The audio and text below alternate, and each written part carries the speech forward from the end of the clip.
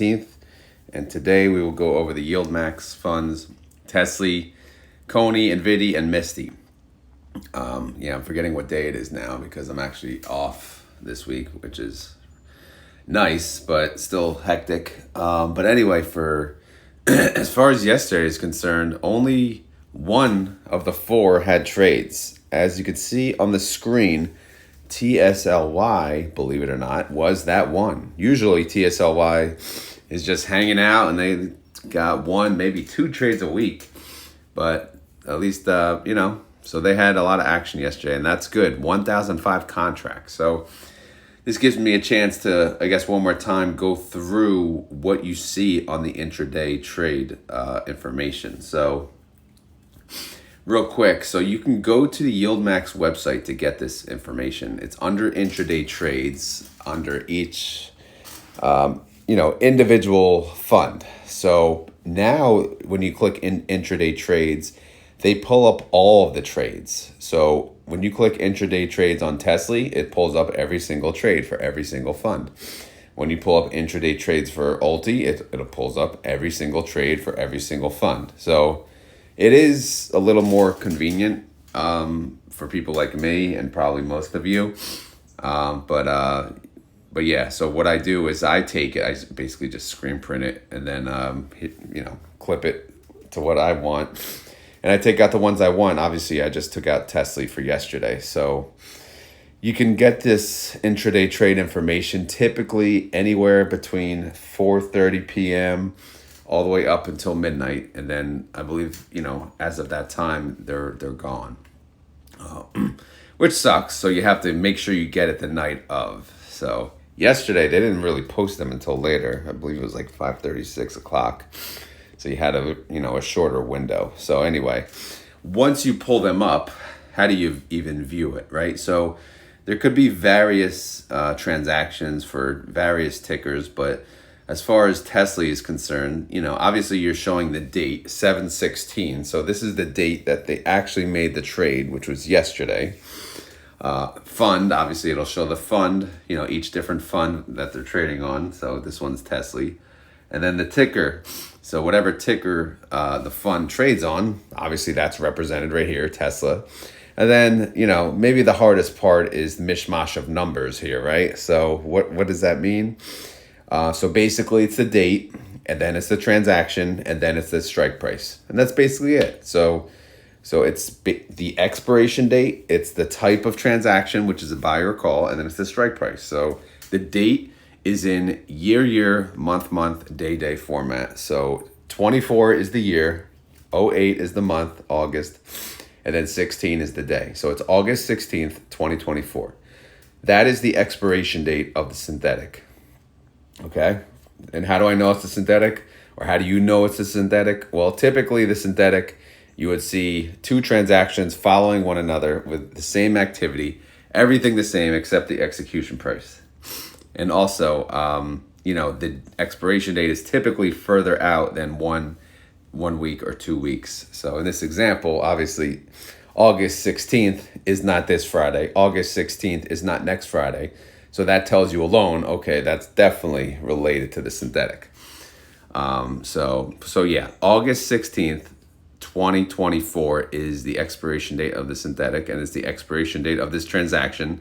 And then again, we're looking at the top one, and then you see a C. That's a C for a call. So they're doing a call, and then that's pretty simple. C for call, P for put. It's not rocket science there. And then a bunch of numbers. So you have to figure out what is Tesla's price? What range are they in? Is this $26,000? What is this? Is this $260,000? No, it's typically the zeros are like fillers. So Tesla's in the 200 range, right? So this is a 260, okay? So the strike price is actually 260, and the zeros before and after are just fillers. And then you got the B. B for buy, okay? You can either buy a call or you could sell a call. If they're adding to the synthetic, then they're buying a call. If they're removing from the synthetic, then you would see an S here, and they would sell the call. So in this example, they're buying the call. So they're adding 1,005 contracts It says quantity par value. That's the number of contracts.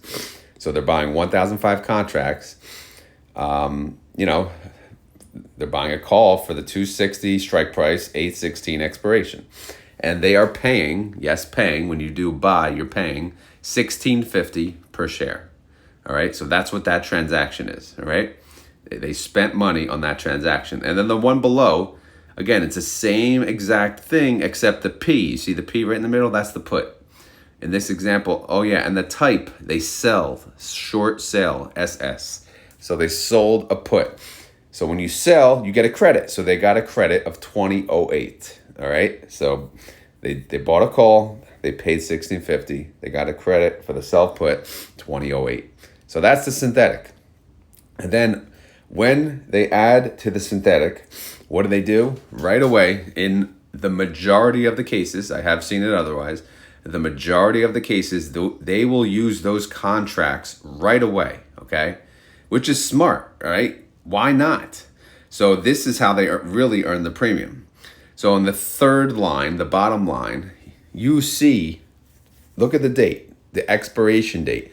No, it's not this Friday, right? But it's next Friday. It's 2024, 07 for July, and then 26 for the day. So July 26, 2024, that is next Friday. They are SSing, short selling, selling a call, 282.50, okay? They're selling a call, 282.50. They're using all 1,005 contracts, and they're saying, all right, I'll sell a call for 282.50. And since they're doing that, they get $5.30 per share, okay? And that's how they make the money. Again, they sell the calls, which could limit the upside, Selling calls is a bearish play. So whatever strike price they choose, in a winning scenario, the stock will stay under the 282.50 strike price, right? If it goes above the 282.50 strike price, they will cash settle it and they will move on to the following week. But again, this is just how it works. Sometimes they win, sometimes they lose. So that's the moral of the story. You guys can read it easily, basically that way. But the problem is you kind of do need the data, which is why obviously I plug it all into the spreadsheet so it looks clean. But again, sorry for the experts in the room or the people who always watch my videos. I know this is repetitive, but on occasion, I just like to break down the intraday trades. So I hope that helped. Please let me know if it did.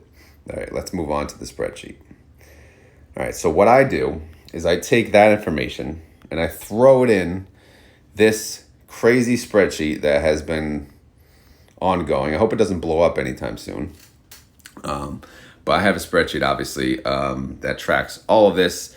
Now, Tesley has two synthetics. They have a 265, which they did not add to, as you recall, right? What was the synthetic? The synthetic was 260. So you have to keep an eye on that, right? So I added it not to the 265, but I added it to the 260. So if you see July 16th, okay? July 16th, we added 1,005 contracts, and this is what it looks like on paper. So yes, they paid $16.50 times 1,005 contracts times 100 shares per contract. So they paid $1.6 million to open that call, right? To add the call. And then for selling the put, they got $2 million credit. So in the end, for this transaction alone, they actually came out ahead. They made money, $340,000 or so. And that gets added into what I call the July profits, okay? Now, why did they get paid a credit, do you ask? Well, look at the strike of the synthetic. It's 260. Look at the price of Tesla. It's 256.56. So, when you sell a put, when you do the same transaction, right? If the strike price is above the actual price, when you buy a call and sell a put at the same date, at the same time, then you're going to get, the put is typically, a higher amount than the call. It all depends on where the date lands and whatnot. But for the most part, because with selling a put, you're saying, all right, I'll buy those shares for this amount. So if you'll buy those shares for an amount higher than the price of the underlying, then obviously that's more risky. If you buy a call saying, all right, I think it's going to go up, then obviously, that's a risk for you as well. But if you buy a call when Tesla is above the 260, then obviously your call is going to cost you much more because you're already ahead, right? That's going to be a valuable transaction right away. So if Tesla was 266, this would be a different transaction, right? If Tesla was 266, this buy call would cost more than the sell put. Again, hopefully that makes sense. But either way, the synthetic is kind of, just consider it a placeholder, right? The point of it is to follow the movement of the underlying stock. So every time they get money, people add into the fund, they make a purchase of Tesley, their money goes into cash and they use that cash and they create synthetic positions. They don't actually buy the underlying. They just mimic the movement of the underlying via a synthetic position, which they do it through a buy call and a sell put, which again, typically it matches almost 1-for-1 whatever movement Tesla does. So, okay, let's move on from this. But either way, their synthetic position, like we said, it expires August 16th, 31 days away, okay?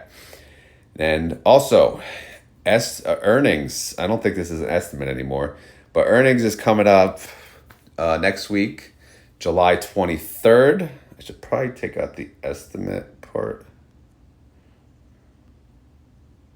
July 23rd. So what does that mean? What does that mean? Anytime they do transactions, anytime they sell puts, sell calls, buy calls, the premium is going to be much higher. Because typically across earnings, when you do options across earnings, the volatility is typically higher because you don't know what's going to happen. The earnings can go one way or it can go the other way. There could be some massive news that comes out in the earnings that would shift the price of the stock. So that's why selling options over earnings, you get a much higher premium because it's much riskier. Now, that's good. That's good for our weeklies, and I'll show you why in a second. So what do we got here? We got the July tab. So what I do is I track the movement of the underlying and the ETF day to day. But for yesterday, for July 16th, Tesla went up 1.55%. Tesley actually went up more. Tesley went up 1.6%, probably because of the premium that they earned. So the premium, again, that they earned came from the 1,005 contracts that we saw, right? Do you remember not to go back to this again, but you remember the 530? That's what they got, right? 530 per share. So if you take the 530, that's a credit. You multiply that by 1,005 contracts times 100. They actually got a credit of $532,000. So that's really good money. And look what they did. So we got today's Wednesday. So we got 3 trading days. And then next week we got 5. So this is really 8 trading days. And typically you'd still see like 5 to 6% out of the money. But no, we don't see that. We see 10% out of the money. We see 10.11% out of the money. And you know why they're able to do that? Because the IV is higher. The IV is higher because they're selling a call across earnings. 726 is across earnings. Again, we said earnings is, when the heck is earnings? July 23rd, okay? I think it's still July 23rd. So obviously July 23rd falls after today and before 726. So, a lot could happen at that point in time. Tesla could skyrocket, Tesla could tank, but we don't know. That's why they went further out of the money. And look what they yielded. They yielded 75.4% annualized, which is above their 30-day IV. So awesome stuff. How are their other transactions doing for the week? Well, they have, about 31,000 contracts, 1 strike, 275, 7.19% out of the money, 3 trading days. Awesome position to be in. Again, Tesla can shift one way or the other. They can go up to 7% in one day easily. We know that. But still, as of right now, it's looking good. Outstanding shares did go up 500K, so good job. That's a 1.05% increase. All right, here's the summary of the recap. So outstanding shares 48,075,000. Total income, unfortunately, for the weekly calls, Tesley has lost 44.7 million because they took a beating in prior weeks. I'm sure you recall. Like here, they lost 53 million. I should have made that red. I'm not going to do that now. But yeah, they took a beating. That was the only week where they took, essentially, we'll just call it a bath, right? A bloody bath. Reaction, Tesley fund manager, again, he's a cocky guy lately. He's coming around. He's pretending he's a cowboy. He's like, howdy, all. I'm winning my trades. I don't know about you guys, but he's a happy man. Declaration date, by the way, 20 days away if you guys care. All right, so synthetic income, 118.6 mil. Short call income, which is not income, it's a debit of 44.7. So we have to deduct that from the synthetic income in order to get the total income per share of $1.54. So as of right now, they have made $1.54 per share. Again, this is on a taxable basis, a taxable event. These are transactions that actually happened. It doesn't count whatever's on paper right now, okay? Because that's still pending. The synthetic that's open, that's pending. The weekly calls that are open, that's pending. They will get added into these numbers as they actually get executed. Actually, they get settled, they get closed, and then new ones get added. Hopefully that makes sense. And by the way, last month they paid $1. So yes, I think we'll definitely pay $1 next month, if you ask me. We don't have an estimate here because the estimate goes based on the short call income. So if there's no short call income really, then it's hard to do an estimate. So we just look at the synthetic. All right, so outstanding holdings. Again, not much to talk about here, but I know it's a whole bunch of information, but if you're trying to understand what's going on, it's better to plug the data into spreadsheets. But for the most part, if you're looking at Teslas, yes, they have 2 synthetics, so they have 4 lines for synthetics. The 2 in pink at the top and the 2 in orange at the bottom, those are the synthetics. And then the blue in the middle, those are the weekly calls, okay? Everything else is basically cash and treasuries. But either way, look at this. Tesley, 823.7 million net asset value. Look at that. The NAV is 1714, trade price 1711. I need to speed it up at this point because starting this video late again because my son decided to get up early. But either way, so that's Tesley. Let's move on. Again, no others had trades, so it should be pretty smooth for the rest. So NVDY, they have a synthetic, 127 synthetic. Since there's no trades, nothing to really talk about. Their synthetic expires August 16th, and they're kind of just ran at the same level price-wise. So we'll see how that goes. As far as yesterday is concerned, Nvidia went down 1.62%, and NVDY went down 1.29%. So we are 2 for 2. All right. Let's see how we're doing with our calls on Nvidia. Nvidia is the GOAT, by the way, in case you haven't noticed. Anyway, the biggest position, 65,540 contracts, 136 strike, 7.63% out of the money. Then we have 4,900 contracts, 133 strike. That is 5.25% out of the money. We have 3 trading days, so those both look okay. So far, so good. Outstanding shares did not move. No movement yesterday.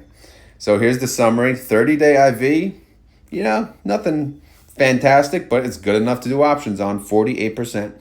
Outstanding shares, 31.6 mil. Net income from the weekly calls, they actually made 18 mil. That's a distribution of 57 cents per share, a daily income of 4 cents, a daily yield of 0.14%, and if you annualize that, it's 52%. So that's good numbers. Reaction, nothing but smiles on the goat's face, So as far as payment information, what are we getting paid? Well, we have a slight synthetic loss. We don't have to really talk about that. If we just focus on the short call income, we made about 18 mil, which comes to 57 cents per share so far. Plug that into the estimator. It looks like we're going to get paid around $1.38, which is a 59% yield. Again, that sounds realistic based on Nvidia. I know it's not like the prior two over $2, all right? So $1.38, I know it's a letdown, but still 59 freaking percent yield. That's still pretty damn good.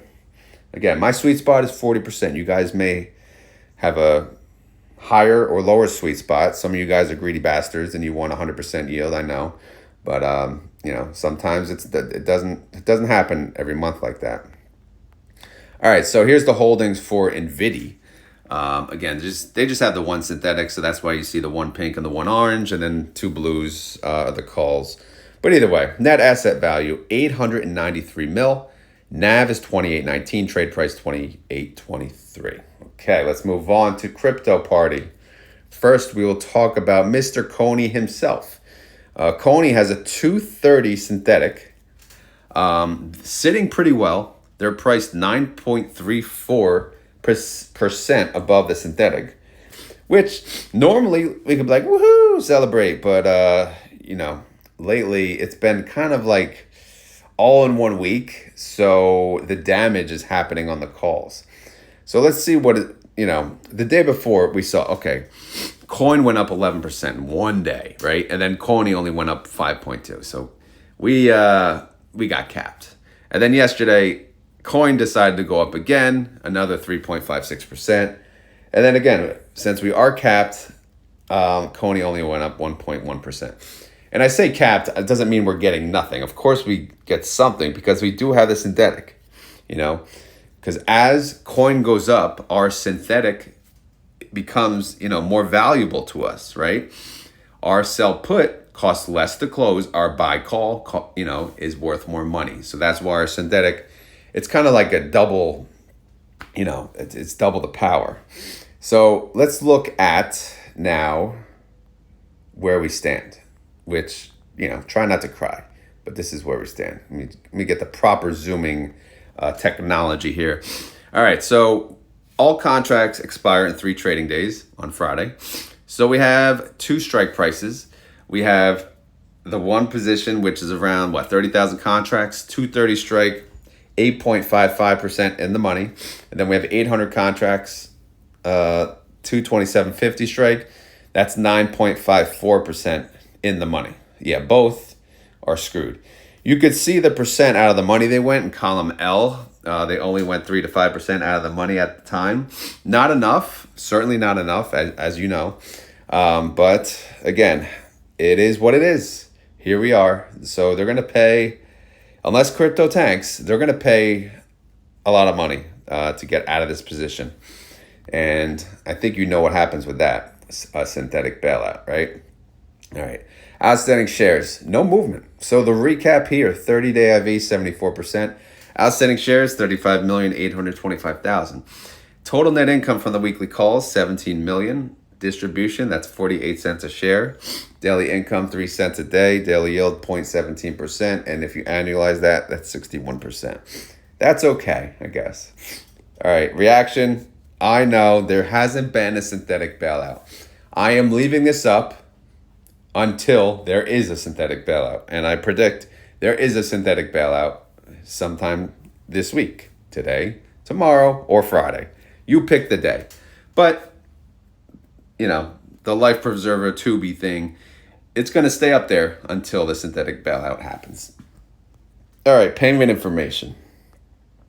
We have synthetic loss of 41 mil. That sucks. Short call income, though. Again, if there's no synthetic income or the synthetic's at a loss, we just focus on the short call income. Short call income was 17 mil, so that's 48 cents per share. If you throw that into the estimator, CONY could possibly pay $1.16, which is a 69% yield. Yes, that's lower than the last payment, which, I know it sucks. All right, as far as the holdings are concerned, again, not much to talk about there. They got the synthetics, they got the calls, and the net asset value of CONY is 724 mil. The NAV is 2022, trade price 2025. So, that's it for CONY. Moving on to Mr. Misty, okay? Mr. Misty. So, look at that. Look at that expiration. 3 days away. Oh, crap. So their synthetic expires Friday. They are priced above their synthetic, 7.37% above, so that's good. However, their weekly calls, that's another story. But what did Mr. do yesterday? Mr. went up 3.29%, and Misty went up 0.5%. So it turns out we went for 2 for 2, all right? So the crypto ones, they're capped, so we can't beat the underlying. So it is what it is, but at least the other two, Nvidia and Tesley, beat the underlying. So yeah, looking at this, the damage, is obviously in the process right here. So what are we looking at here for Misty? Misty, 22,535 contracts, 1455 strike, 12.58% in the money. How much is this going to cost us to close? A lot. Well, we could check, right? So we got how much to open it? We got 11.3 million for our troubles, right? But how much as of yesterday's close does it cost to close this position? I know I'm jumping ahead, but if you look, here's the call in blue. It cost $53.1 million, right? Here's the call, 1455 call in blue. That's the sell call. That's how much it costs to close, 53.1 million as of yesterday. So obviously that's more than what we got, right? So, but that's what happens when we go in the money. So yeah, it's going to be damaging. But as far as outstanding shares, no movement. And by the way, I say damaging, but again, everything is priced in already. So whatever happens, all I'm saying is like execution wise, like these are trades when they happen, it's a loss, all right? It's already baked into the NAV, into the trade price of the fund. Outstanding shares, 14,475,000. Total net income, 9.3 mil. Total distribution, 65 cents. Daily income, 5 cents a day. Daily yield, 0.16%. Annualize that sucker, 59%. All right, unfortunately, Misty is in the yield nothing section. Yield nothing. Sorry, I had to do that. Anyway, so yeah. And why do I say that? Well, okay. Are we going to have synthetic income? Yeah. Are we going to have short call disaster? Yeah. But it's right now we're looking awesome, right? We have synthetic income, 8.6 mil. Short call income, 9.3 mil. Okay? Awesome. Total net income, 17 mil. So again, let's focus on what we got for now. Short call income alone, 65 cents. Estimate comes to $1.57, 67% yield. But why are we yielding nothing? All right, let's see. We have a total net income of 17.9 million. We go to the holdings. All right, we'll have to pay 53 million to close the call. We'll have to pay 3.1 million to close the put, and then we'll get a $32 million credit for the buy call. Net of all that, we'd have to pay 24 million out of pocket. So 24 million debit, 17 million credit. Obviously, that's not in our favor, right? It's a $7 million debit. So that's a loss, right? So that's why I say yield nothing. Of course, after they close this position, they'll sell a call into next week and they'll get a credit for that, but they'll create a new synthetic position, which either they'll get a credit or a debit for that. So it may end up, they may have a small total net income credit, but you get what I'm saying, right? We're getting to the point where we're, as far as taxable income, as far as how much money we made for the month, yeah, I know, I'm sure you guys hate that, but we're yielding nothing. I don't know what to say. So that means this could be our lowest payment yet. I know I feel like I said that before and it never happened, but, there's no way. There's no way they're paying $2. I'm sorry. But we'll see. Anyway, it's going to happen. I can't call it a synthetic bailout because it's more of a synthetic drowning at this point because it's not working out number-wise. And you'll see that when it happens. So I'm just prepping you guys. But again, yes, it's already baked in the price. So you're 28.22, you're happy with that. 28.19, 28.22, whatever. Yeah, I'm sure everyone's still happy with the price. And that's what matters from the outside. But if you want to know the details within, then that's why we're here, right? We see what happens. We see every single move, and we're having fun. We're learning. We're having fun. We're judging them, right? Even though we're just scrubs that just sit behind, a screen and judge the experts, right? These people get paid to do this, right? So they're laughing at us realistically. Like, all right, you're paying me to do this, so why are you making fun of me? But either way, sometimes they do great. Sometimes we think they do bad, but what would you do, right? If you could do it better and you had the time, you would try it, right? But not many people have the time. Not many people have enough experience. Not many people have enough capital. That's why we pay them. But it doesn't mean we can't judge them.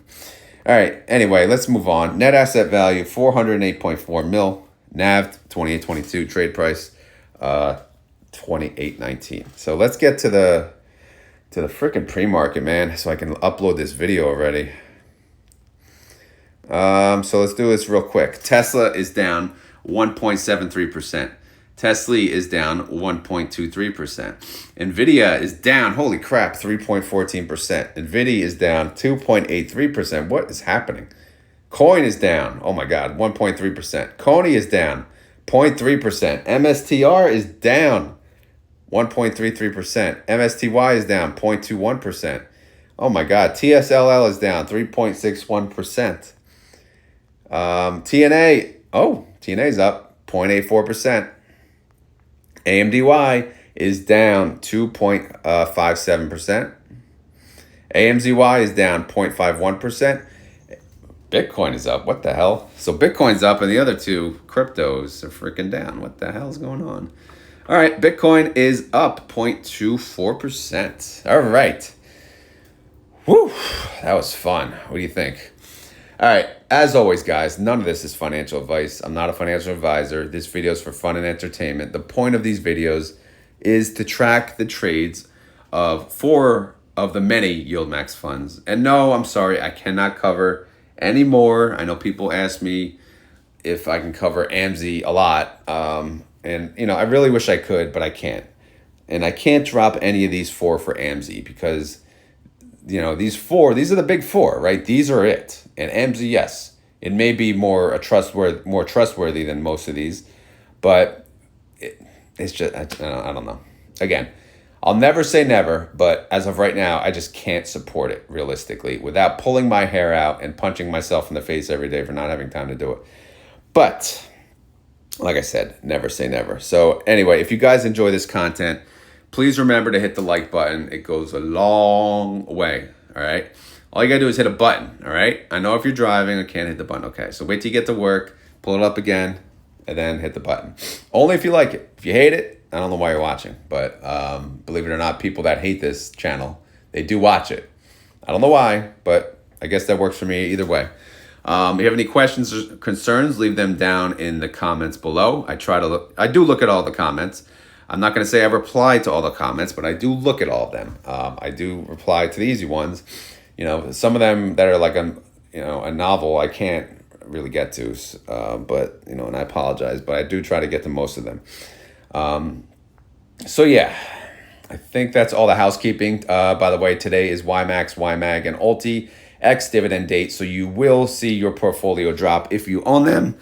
So those funds will drop by the distribution amount plus or minus the underlying movement, of course. Some people call this the day to buy them, right? The discounted day, they call it.